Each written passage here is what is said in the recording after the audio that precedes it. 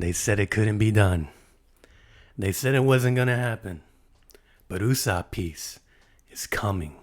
And I know for a fact that it is coming because before Oda gave us the year of Sanji, and he was like, you know what? I'm gonna make this all about Sanji and his backstory, give him a second flashback, if the first one counted as much. And then everyone's like, Zoro is getting his year when we go to Wano. And, you know, he had some moments. He had a new sword. He had two, technically, the one that Luffy was running around with. But now we have Year of Usopp. And everyone thought Frankie was going to have a year with Egghead. And then it took a couple, maybe 5 weeks, 5 chapters to realize it's not going to happen. But Usopp's happening. And here's why. Because if you've read that last chapter, 1123, all this shit's going on, Egghead's blowing up, but the last panel is Usopp being like, yeah, let's go to Elbalf. No one cares, all right? No one cares about everything that's happening in Egghead because it's over. And by the way, Egghead is a 9 out of 10, nothing less than that, okay? I don't know why people are switching up, but Usopp is ready to have his year. Let's talk about the things that's going to happen, right? First, we got to meet up with Loki, the god of mischief. And you're crazy to think that Usopp, the biggest liar in the entire series, and the god of mischief are not going to team up and just do stuff? That's crazy. I mean, can you imagine? Let me set the scene for you right here, right? Everyone's building up Usopp, you know, all the giants are talking him up. Dorian Broggy, the biggest, baddest, you know, leader of the giant pirates, or at least the former leaders, and then now back to the current leaders.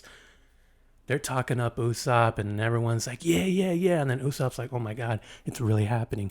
And then all of a sudden, Big Mom shows up because Big Mom got beef with Loki and all the giants because she was going to be Pirate King, but then Lola ran away, or Chiffon, I forget which one.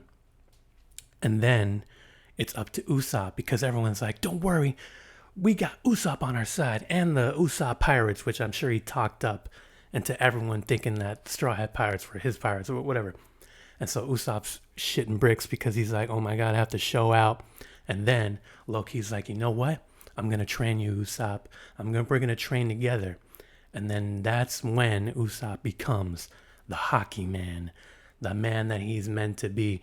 And that observation hockey that he has, it gets built upon and it evolutionizes or evolves, whatever the correct term is. Because as we've seen in Dressrosa, when put under severe pressure, Usopp manages to go beyond plus ultra.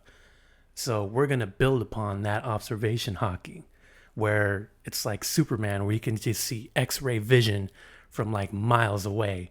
And then that is when he goes and fights the Big Mom pirates with the Straw Hat crew and Loki by his side. Can you imagine the Usopp Loki team up? It's going to be like Cyclops and Ryu from MVC2, where they do the handshake, but it's not any regular handshake. It's like a hockey handshake. A hockey handshake with Conqueror's hockey and observation hockey mixed together to make some crazy I don't even know. Now, I know Usopp has had a lot of foreshadowing, you know, tied to his dream of being a warrior and how it ties into going to Elbalf.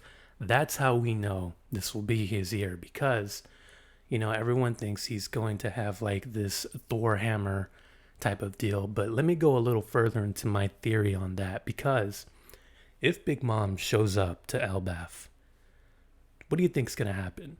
Because here's where I think it's going to go. Nami already has Zeus, which is a homie from Big Mom, which gave her a huge power up.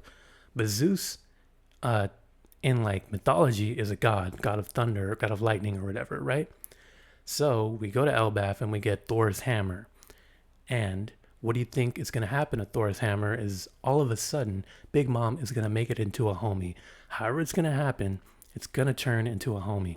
And then somehow Usopp is going to befriend this hammer, and then all of a sudden we go from a 10-ton fake inflatable hammer from Thriller Bark into Usopp having a homie sidekick hammer, and then we get a tag team, attack from Nami and Zeus with Usopp and this new homie, and then all of a sudden Usopp's like one of the best characters in the show. One of the best characters in the show. Now, Usopp is probably, actually, he's my second favorite Straw Hat after Robin. But these two, Robin and Usopp, are my favorite because you just don't know with them. They're so unpredictable. You don't know what they're going to say, especially Robin.